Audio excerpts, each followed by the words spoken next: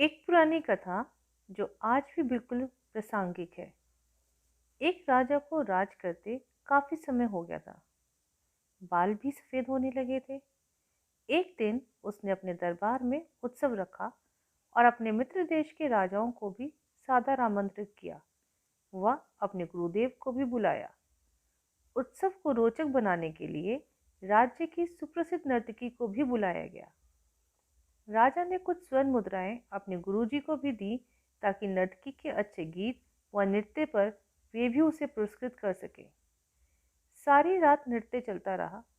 ब्रह्म मुहूर्त की बेला आई। नर्तकी ने देखा कि मेरा तबले वाला ऊँघ रहा है और तबले वाले को सावधान करना जरूरी है, वरना राजा का क्या भरोसा, दंड दे दे। तो उसको जगाने के लिए नर्तकी ने एक दोहा पढ़ा। घड़ी गई थोड़ी रही, या में पल पल जाए, एक पलक के कारणे यूं ना कलंक लगाए।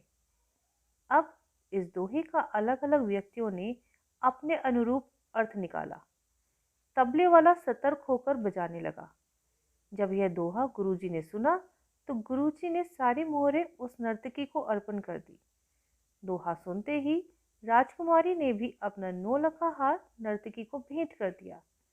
दोहा सुनते ही राजा के युवराज ने भी अपना मुकुट उतारकर नर्तकी को समर्पित कर दिया। राजा बहुत ही अचंभित हो गया। सोचने लगा, रात भर से नृत्य चल रहा है, पर यह क्या? अचानक एक दोहे से सब अपनी मूल्यवान वस्तु बहुत ही खुश होकर नर्तकी को समर्पित कर रहे हैं। राजा सिंहासन से उठा और नर्तकी को बोला, एक दोहे द्वारा एक नीच या सामान्य नर्तकी होकर तुमने सबको लूट लिया। जब यह बात राजा के गुरु ने सुनी तो गुरु के नेत्रों में आंसू आ गए और गुरुजी कहने लगे, राजा, इसको नीच नर्तकी मत कह।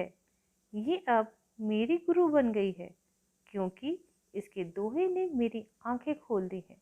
दोहे से यह कह रही है कि मैं सारी उम्र जंगलों में भक्ति करता रहा और आखिरी समय में नर्तकी का मुजरा देखकर अपनी साधना नष्ट करने यहाँ चला आया हूँ। भाई, मैं तो चला। यह कहकर गुरुजी तो अपना कमंडल उठाकर जंगल की ओर चल पड़े। राजा की लड़की ने कहा, पिताजी, मैं जवान हो गई हूँ, आप आंखें बंद किए बैठे हैं, मेरा विवाह नहीं कर रहे थे। आज रात मैं आपके महावत के साथ भागकर अपना जीवन बर्बाद करने वाली थी, लेकिन इस नर्तकी के दोहे ने मुझे सुमति दी कि जल्दबाजी ना कर, हो सकता है तेरा विवाह कल हो जाए। क्यों अपने पिता को कलंकित करने पर तुली है? युवराज ने कहा, महाराज, आप वृद्ध हो चले हैं, फिर भी मुझे राज नहीं दे रहे थे। मैं आज रात ही आपके सिपाहियों से मिलकर आपको मारने वाला था, लेकिन इस दोहे ने समझाया कि पगले, आज नहीं तो कल आखिर राज तो तुम्हें ही मिलना है। क्यों अपने पिता के खून का कलंक अपने सिर पर लेता है? थोड़ा धैर्य रख। जब ये सब बातें राजा ने सुनी तो राजा को भी आत्मज्ञान हो गया। राजा के मन में वैराग्य आ गया। राजा ने तुरंत फैसला लिया, क्यों ना मैं अभी युवराज का राज तिलक कर दूं। फिर क्या था, उसी समय राजा ने युवराज का राज तिलक किया और अपनी पुत्री को कहा, पुत्री, दरबार में एक से एक राजकुमार आए हुए हैं, तुम अपनी इच्छा से किसी भी राजकुमार के गले में वरमाला डालकर पति रूप में चुन सकती हो। राजकुमारी ने ऐसा ही किया और राजा सब त्याग कर जंगल में गुरु की शरण में चला गया।